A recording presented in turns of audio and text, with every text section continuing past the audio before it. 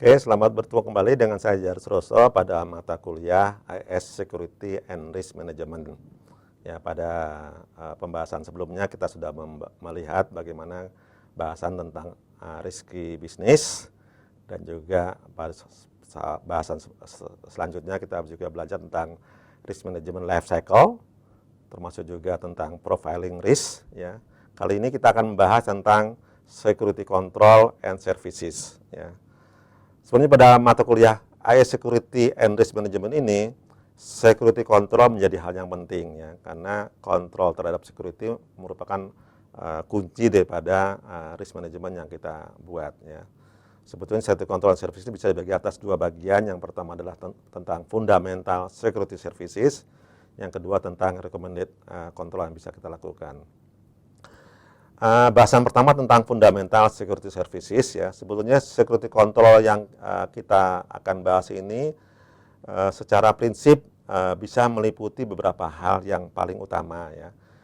Di bahasan ini saya akan bahas 6 saja yang menjadi hal yang utama, yang menjadi hal yang prinsip dalam fundamental security services. Yang pertama adalah tentang failure condition ya. Yang kedua tentang modularity.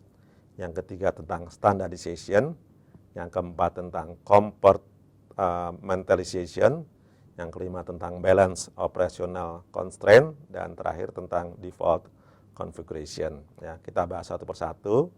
Sebetulnya ya, bahas yang pertama tentang failure condition ini bisa terjadi pada semua sistem.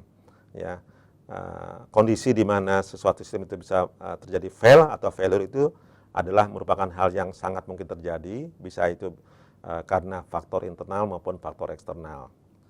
Yang kedua, prinsip yang kedua adalah tentang modularity ya. Biasanya sistem yang kita buat itu dibagi atas beberapa modul sehingga fundamental security control principle-nya bisa terjadi juga pada bagian daripada modularity. Yang ketiga adalah tentang prinsip-prinsip standardization ya.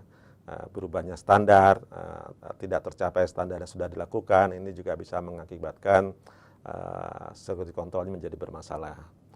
Yang keempat tentang compartmentalization ya. Di bagian ini juga menjadi hal yang kita perlu perhatikan, karena compartmentalization merupakan suatu hal yang sering terjadi pada security control yang bisa kita dapatkan.